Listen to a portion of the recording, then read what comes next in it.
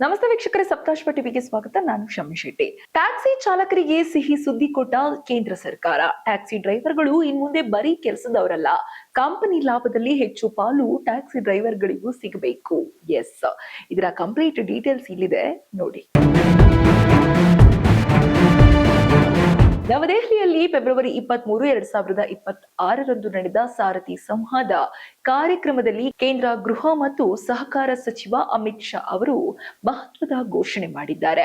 Bharat taxi ಯೋಜನೆಗೆ ಚಾಲನೆ ನೀಡಿದ್ದು, ಚಾಲಕರೇ ಮಾಲೀಕರು ಎಂಬ ಹೊಸ ಮಾದರಿಯನ್ನು ಪರಿಚಯಿಸಿದ್ದಾರೆ. ಯೋಜನೆಯ ಪ್ರಮುಖ ಅಂಶವೆಂದರೆ ಸಾರಥಿ ಹಿ ಮಾಲಿಕ್ ಎಂಬ ತತ್ವ.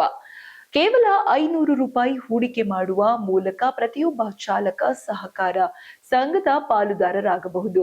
ಕಂಪನಿಯು ಗಳಿಸುವ ಒಟ್ಟು ಲಾಭದಲ್ಲಿ 80% ಹಣವನ್ನು ಚಾಲಕರಿಗೆ ಅವರು ಕ್ರಮಿಸಿದ ಕಿಲೋಮೀಟರ್ ಆಧಾರದ ಮೇಲೆ ಹಂಚಲಾಗುತ್ತದೆ. ಉಳಿದ 20% ಹಣವನ್ನ ಸಂಸ್ಥೆಯ ಬಂಡವಾಳವಾಗಿ ಮೀಸಲಿಡಲಾಗುತ್ತದೆ. ಹೌದು, ಖಾಸಗಿ ಕಂಪನಿಗಳಂತೆ ದರಗಳಲ್ಲಿ ವ್ಯತ್ಯಾಸ ಇಲ್ಲದೆ ಪ್ರತಿ ಕಿಲೋಮೀಟರ್ಗೆ ಕನಿಷ್ಠ ಮೂಲ ದರ ಖಾತರಿ ನೀಡಲಾಗುತ್ತದೆ. ಯಾವುದೇ ಕಮಿಷನ್ ಅಥವಾ ಸರ್ಜ್ ಪ್ರೈಸಿಂಗ್ ಇಲ್ಲದೆ ಚಾಲಕರು ಗಳಿಸುವ ಪೂರ್ಣ ಆದಾಯ ಅವರಿಗೆ ತಲುಪುತ್ತದೆ. ಜೊತೆಗೆ ಚಾಲಕರು ಕೇವಲ ಕೆಲಸಗಾರರಲ್ಲದೆ ಸಂಸ್ಥೆಯ ನಿರ್ದೇಶಕ ಮಂಡಳಿಯಲ್ಲೂ ಸ್ಥಾನ ಪಡೆಯಲಿದ್ದಾರೆ. ಚಾಲಕರಿಗೆ ಆರೋಗ್ಯ ವಿಮೆ, ಅಪಘಾತ ವಿಮೆ ಮತ್ತು ನಿವೃತ್ತಿ ಉಳಿತಾಯದಂತಹ ಸೌಲಭ್ಯಗಳನ್ನು ಒದಗಿಸಲಾಗುತ್ತದೆ. ಇದರಿಂದ ಅವರ ಭವಿಷ್ಯ ಸುರಕ್ಷಿತವಾಗಲಿದೆ.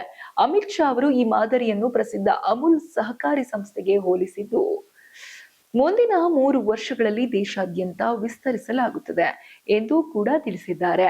ಹೌದು, ಭಾರತ್ ಟ್ಯಾಕ್ಸಿ ಯೋಜನೆ ಚಾಲಕರಿಗೆ ಆರ್ಥಿಕ ಸ್ವಾವಲಂಬನೆ, ಸಾಮಾಜಿಕ ಭದ್ರತೆ ಹಾಗೂ ಆಡಳಿತದಲ್ಲಿ ಪಾಲ್ಗೊಳ್ಳುವ ಅವಕಾಶ ನೀಡುವ ಮಹತ್ವದ ಹೆಜ್ಜೆಯಾಗಿದೆ. ಇದಿಷ್ಟು ಈ ಹೊತ್ತಿನ ವಿಶೇಷ ಸುದ್ದಿ. ಇನ್ನಷ್ಟು ಅಪ್ಡೇಟ್ಸ್ಗಾಗಿ ನೋಡ್ತಾ ಇರಿ ಸಪ್ತಾಶ್ವ ಟಿವಿ.